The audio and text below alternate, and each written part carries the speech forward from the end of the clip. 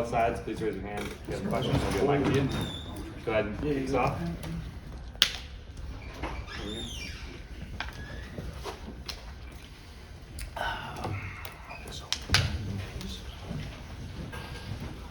Lance, you were able to get the pads on. Just what was that like, and being able to start with the pads? Really good. You know, we've been progressing towards this. We ended with some live period today. It's really good to get that type of evaluation on what we really got to keep improving on. But saw a lot of good things. Yeah, it's just day 6 of this, and you got to keep pushing along. But yeah, we'll have a chance to be more physical in the next upcoming days and keep pushing it in a direction to get us ready to go. How's Bryce Foster doing as he continues to acclimate to this team? You know, I think he's getting more comfortable in our system and calls and pace of doing practice and some things.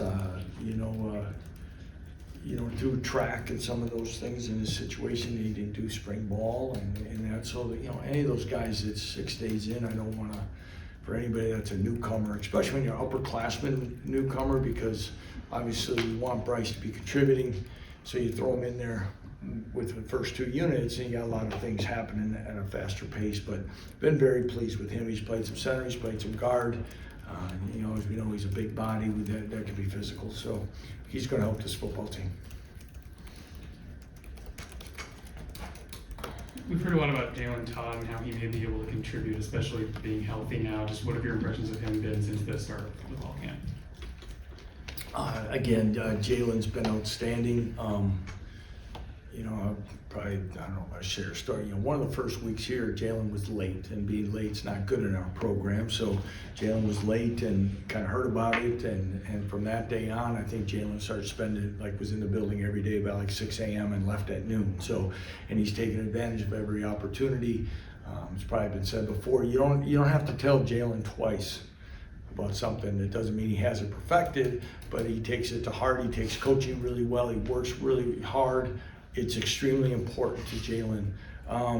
Where it's going to be a rotation, I can't say yet, because I know Demarius McGee is played some of his best football since he's been here. He's been on the field more consistently. A guy that kind of gets lost in the shuffle sometime that's really put some good days together is Brian Dilworth. So it's going to be competitive there. And again, how many times have we stood in here and talked about making sure we had competition? And I think we'll have it. But as far as some of our younger players that can contribute, I think he's going to put himself in position, whether it be through special teams or anything, through a long season. With Melo, can you go back to his freshman year and think about the progress to now? Can you speak to the jumps he's made both on the field and just off? Well, yeah, a lot. Mel, obviously he's grown in so many ways. I think, Melo's he's, pretty introverted person, keeps to himself for the most part. And sometimes you get the wrong read about really how much he cares, but he's very observant, and of course now he's on his 3rd position coach in his time, so that can be tough. But watching him accept coaching and trusting probably more, not that he wasn't coachable. I think he and Kobe both went through, you can gain weight and become faster, not, it's not all those things. And some of, when they first got here, it was COVID and all the other things. So there's a lot of those foundational things that I think we're able to do now with our guys. I think those guys might have missed some of that. But to watch him come as a young man on and off the field is really been kind of rewarding, I guess, in that regard. And that's, like I said, one of the reasons why he went to Media Day, because I think his perception of what happens and what's happened in this program is definitely worth sharing. When we talked to Coach Borland last week, he brought up Mason Ellis. Just what have you seen from him going back to the spring and through the start of camp? Yeah, a guy who continues to gain confidence and understanding of what it's going to take. Mason might be one of the fastest guys on this team, and sometimes that gets lost. Had a heck of a break on a ball Friday night for an interception. We're at Children's Mercy. and, you know, got on some teams last year. I think he's going to give himself a chance of being a rotation, and definitely we're going to need a guy like him on the core units and get him on the field. And then with Ben Easters, we'll talk to him in a little bit. You talked about his leadership. How important is he to the program, just I guess during the summer when he's one of the captains, and also just this time of year as well? Extremely important.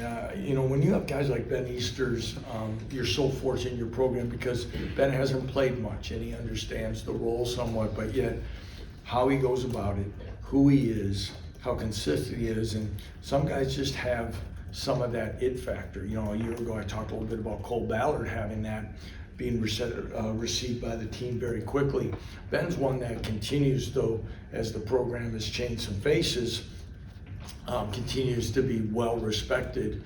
When he says something, you know, it's received really well and taken to heart, and even though he may not be high on the depth chart, and that's really neat to see. And again, when in today's I guess environment, the way things are going, to have somebody as completely unselfish as he is to help this team, I think others take notice. Hey Lance, I've seen Nolan Gorsuch kind of go in some guard tackle. Has he always moved between those two spots? Well, he has a little bit. He's mainly playing tackle now, John. You know, he played a lot of guard here previously, late last season. You know, when we had some injuries towards the bowl game, you know, he played some at the right tackle spot. You know, he's been mainly playing up until maybe yesterday and today, left tackle, and we're going to keep moving. You know, especially he and Logan, you know, to play right and left. Might give Bryce Cable to a little time at left as well, and then just keep looking for the right match up front. Michael Ford's been a little limited, which you know, got a little banged up on Friday night, so you know he's been probably out of team reps last 2 days, but out there. So it gives us a chance to kind of, you know, continue to kind of mix guys and move them to some different spots.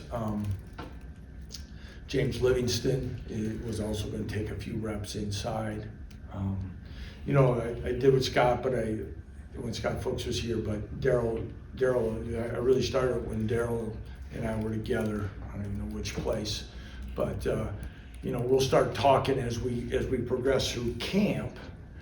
Where are we at with the top 10 maybe of O-line, okay? And then within the top 10, okay, who's really, when you get into it, 6, 7, and 8 of the rotation, and then, you know, says for it's nothing against any player at that point, but if you strictly have backups at a spot and a guy gets hurt, and the guy that had to go in, if you did it that way, was really your 10th best, and maybe the 5th of the second team guys, I don't know if you're doing your team right. So the more we can cross train, the more we can have guys that can step in.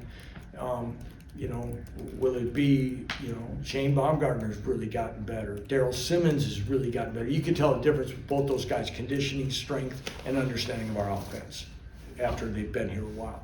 But as it goes through, is Shane going to be at center, or Bryce, or Michael Ford?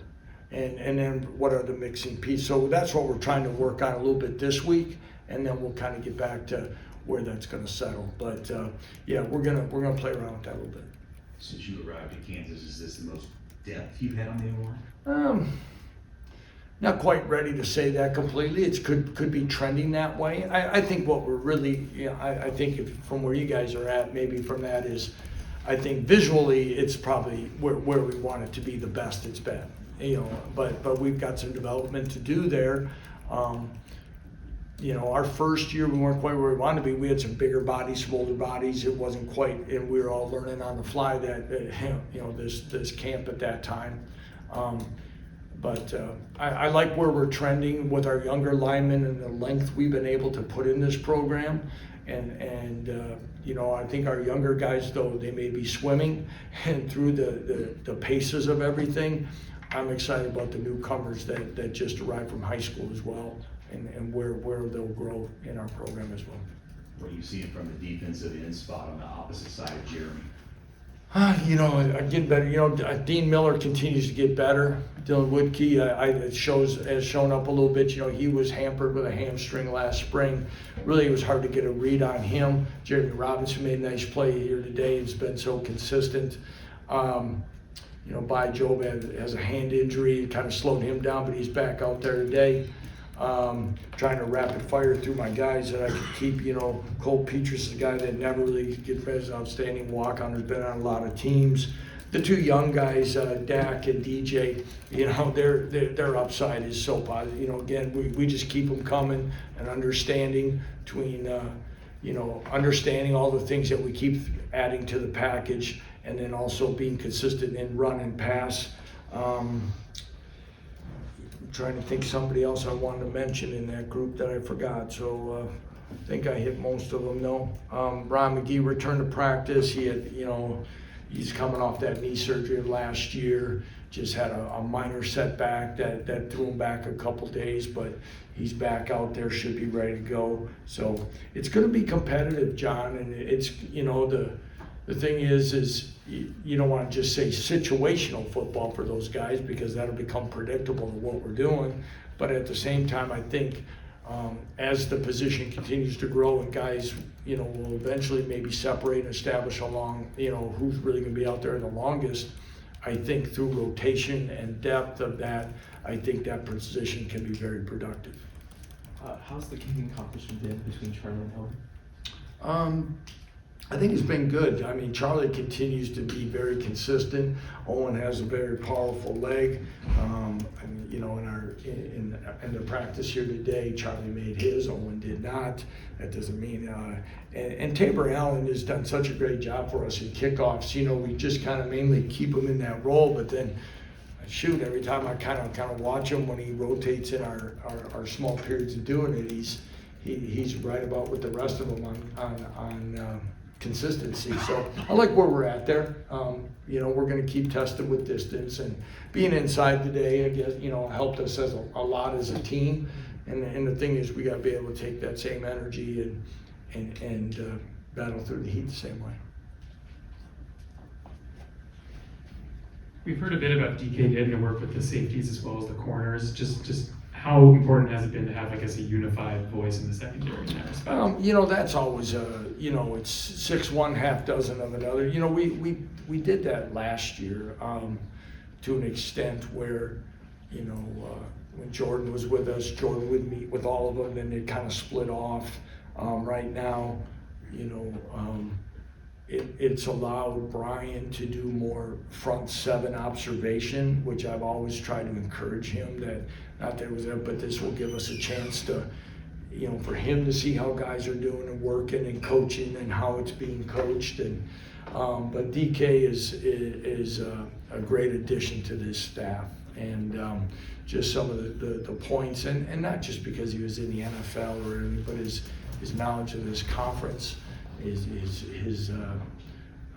know, his demeanor and how he teaches and goes about it. He's demanding and fair, but he's got a good way about it. And then as we get rolling, and we're still fixing some things in the building too, that's caused part of that is we'll get some things up and going, whether it be Coach Borland or Brandon Shelby will be breaking off and doing stuff with the corners as well. They're all in the room, they're all on the same page.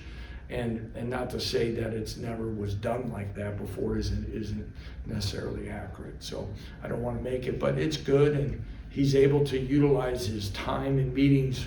And it's good that you can do it now, guys, because we really have unlimited time during the day. We get multiple meeting times, so you can get through some stuff and install, especially during installation, that you can hear that they're all hearing it from that consistency. But you can say the same thing up front with D tackles and DN sometimes too. There's some coaches that feel, hey, it's good if it's just one voice. You know, we talked about the other day about making sure when we're working twists and games and stuff that we got to get the guys in there working together. It can't be just two separate things. What are the linebacker positions looking like? And Coach Borland talked a little bit about how beneficial it is to have Marvin Grant sort of in that Cinco position a little bit closer to the line in that group as well. Yeah, well, I'll try to go reverse here. Marvin Grant has played some of his best football. It was towards the end of last year even that I felt, wow, he's finally gotten healthy, because he was moving so much differently than he did almost his first year and a half in this program. And so to see him, I'm excited to see Marvin play a full year. I really think he's got a chance to be impactful wherever he lines up. Linebacker wise, still got to keep working on depth and things, but really like where Cornell Wheeler's been and where he keeps going. He missed Friday's practice. The young man that passed away from Utah State was his roommate at Michigan his freshman year, so we got him home for that. But Cornell's been very steady. Taiwan Berryhill continues to be steady, and then the guy that's probably stood out and really playing some good football right now is J.B. Brown. He's playing fast and confident. You can tell he's really comfortable with what he's supposed to be doing within our defense, and he keeps showing up. Alex Reich has had a really good spring. I think he continues to get better. We'll need him on. He's a heavy special teams guy, but he can be in that top 5. And Jason Gilliam continues to when Jason's healthy and he can help this football team as he's moved down from safety over a year ago. And then a guy that's Logan Brantley, he's going to be a really good football player. He is fast, he'll hit. He's just continue to process and understanding assignments and where it's at when things are changing, but he's working at it. And so he there, and then probably the last one, just to kind of bring in that I think has had a really good first few days here, and will help us on special teams, is Tristan Fletcher. And Fletch is extremely a coachable guy who's positive and understands his role, but he's progressed nicely. What have you seen from John Kamara, a guy who's a corner 2 years ago? Yeah, and that's the thing, and I'll say this, I'll keep saying it. We'll look at it and how we're practicing. I'm not really sure, but some of these positions have a lot to learn and then process, and then offensively, guys, it's not like we're lining up in one formation or with an inside and outside receiver and going. These guys got a lot of things that they're going through. So, I am not disappointed with any of our young players and recruits. So just because I don't mention them doesn't mean they're not what we thought they could be. It's gonna take some time. Time could be 3 weeks, time could be 3 months. I don't know. And I don't want to put the pressure on these young men that they feel like what's happened. I think that's what happens in college football. Guys, no offense, you guys rate them and they do all this stuff, and then when it doesn't happen as fast as they want, then they start questioning their decisions, and everybody else starts getting in their ear. They just need to go through the steps, and when it happens, because John was a corner. If you look at the picture we had in his recruiting profile, he looked like he could have, played in a Little League World Series or something. But now he looks at him. He's a man. He works extremely hard, and he's so coachable, and he's really fun to be around because he's highly positive. He got slowed by a little rib thing, something abdomen but he never missed time. So I'm excited about John because his ceiling is so high to keep learning about the game and how to use his body. And Coach Simpson just said to me one day, he goes, we're doing kind of a one-on-one drill in space, and he goes, 2 steps, and the guy covered almost 5 yards. It was, and it was a short step, one like he's running full speed. So, he's going to help the Jayhawks, no doubt. And then real quick, Cole and Isaiah, Cole obviously thrown into it a little bit last year. Mm-hmm. Isaiah gets the spring. What have you seen from those guys, and maybe where have they come through the season? Again, you see them much more comfortable. I can't say how much. I can't tell you how much the spring and the early enrollment for Isaiah really has helped him. We don't have that. every quarterback was with us in the spring, so there's not that extra delay pause that you get sometimes when it really starts happening fast with our quarterbacks getting them out. Now sometimes it may be at another position, but you can see the you know, that experience take over. Cole is stronger, he's faster, he's worked on delivery, he continues to get better, and he is so competitive, and that's what I love about him. And he's not going to get flustered, and you can get after him a little bit. He takes coaching. Same thing with Isaiah. Isaiah is so even keeled, and it's unbelievable. And they say that's the way he's been ever since. But yeah, you know, good, bad, or different. If you started watching him, I don't know if you put a solo camera on him, I don't know if you could tell just by watching with him if the play was really good or really bad, because he just what you really want in that position, that his highs aren't too high and his lows aren't low. But yeah, again, very pleased with them, especially just after a short period of time. Anything else, Coach Leipold? Appreciate you guys. Thank you. Thank you. Plus Coach Z at the podium.